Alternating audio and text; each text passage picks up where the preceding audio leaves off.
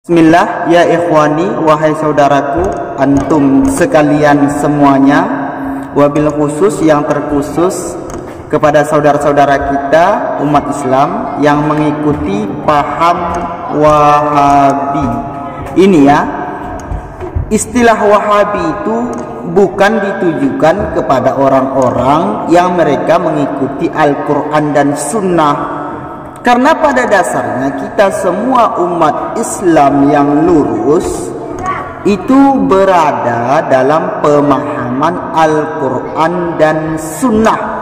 Bedanya kenapa ada istilah Wahabi itu sama dengan istilah Syafi'iyah.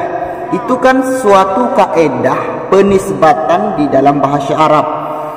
Ada suatu lakab yang memang itu istilah demikian itu sangat masyhur di kalangan orang Arab. Lakab itu apa sih? Julukan. Jadi begini ya, Wahabi, Wahabiyah. Kenapa dikatakan Wahabi? Bukan karena mereka itu mengikuti Al-Quran dan hadis.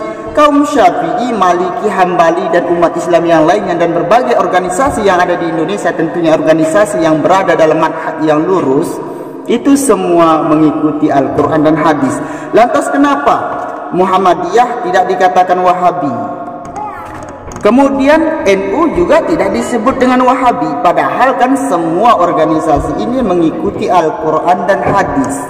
Lantas bagaimana sih penjabaran Wahabi? Jadi Wahabi itu dinisbatkan kepada kaum-kaum yang mengikuti rumusan Syekh Muhammad bin Abdul Wahab. Kenapa Wahabi? Itu kan Wahabi diambil daripada kata ini, daripada kata nama ayah beliau, yaitu ayah daripada Syekh Abdul Wahab. Ini sudah masyhur di kalangan orang Arab, sama seperti kaum Syafi'i. Padahal kan Imam Syafi'i nama aslinya kan Abu Abdillah Muhammad bin Idris bin selanjutnya hingga kepada Syafi'i. Tapi dinisbatkan kepada nama tersebut, yaitu Syafi'i. Jadi istilah Wahabi itu bukan kepada mereka yang mengikuti Al-Quran dan Sunnah, tetapi yang katanya berpegang kepada Al-Quran dan hadis cuman melalui rumusan Syekh Muhammad bin Abdul Wahab. Jadi istilah Wahabi itu tidak ada suatu permasalahan, sama seperti istilah Syafi'i. Yang bermasalah mana? Pemahaman-pemahaman yang terjadi banyak permasalahan.